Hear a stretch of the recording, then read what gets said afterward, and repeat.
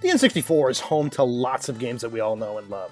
From the more well-known titles like Super Mario 64, The Legend of Zelda Ocarina of Time, and GoldenEye, to more obscure yet awesome games like the Japanese-exclusive Tetris 64 or something like Mischief Makers, there's definitely something for everyone on Nintendo's 64-bit console. And when it comes to box art, things ring true here to an extent too. And this isn't just for games, this also works for accessories here as well.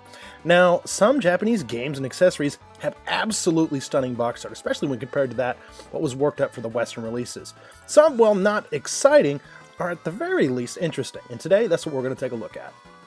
Danny from the Famicast here, and today we're taking a look at some cool N64 box art in this iteration of Famicast Collector's Corner.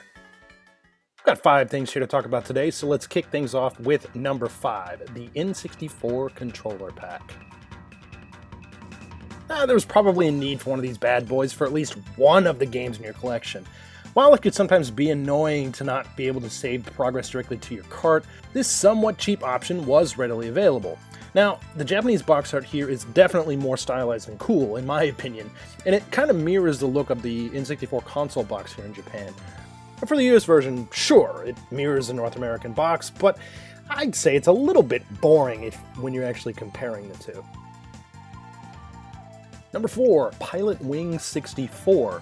Now to me, I think both of these box arts are pretty cool in their own rights. Now, the North American box features a few characters on the front gathering around the gyrocopter, as you can see here.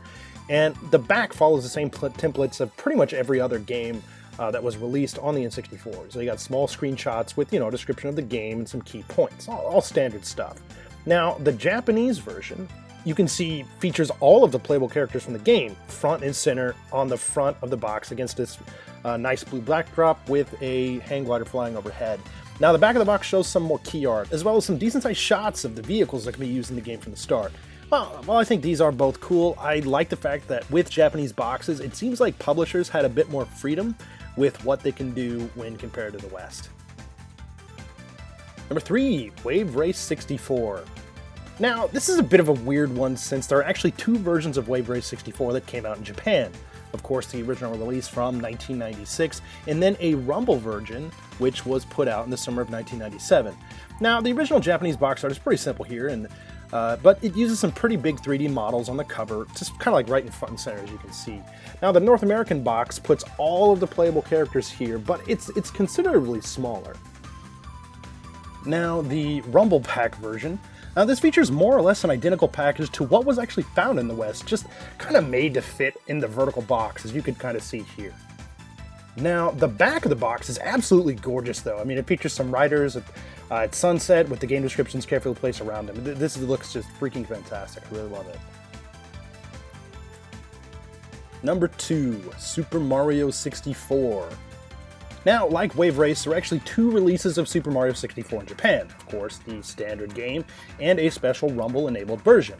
While the Western releases and the original Japanese release feature a similar model of Mario, the Japanese version has a white background and this ring with text saying only for Nintendo 64, Super 3D action, and run, jump, swim, fly, and stuff like that. The back of the Japanese box, though, similar to the previously mentioned Wave Race, is gorgeous. And actually, it features the same art that was used on the instruction manual. Now, the Rumble version packaging features Mario and Bowser back-to-back with their arms folded, both looking ready to rumble. Har har har. The text at the center actually reads, "Get shaken up with the Rumble Pack." That's my take on the translation, at least. For all you translators out there, please be sure to comment on what you think would be a better way to say it. But the back of the box has the same exact art that was found on the original release, so it still looks good, but I was kind of hoping maybe for a little bit more there.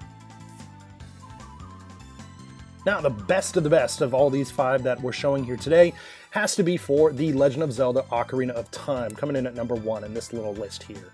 So both the North American and Japanese boxes are pretty awesome in their own way here. The simple gold, or for the collector's edition like this gold foil, from North America is clean, and it really harkens back to the NES days. I mean, it's just a clean, timeless piece, and it's amazing.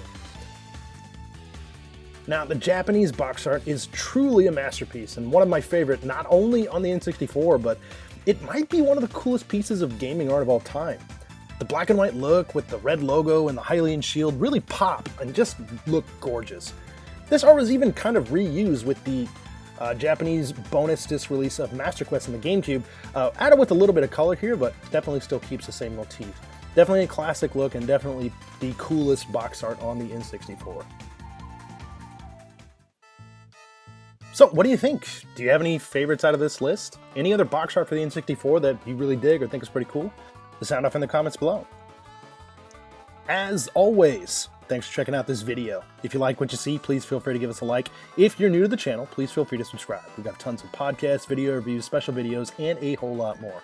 Again, this is Danny from the Famicast. Thanks for watching, and we'll catch you later.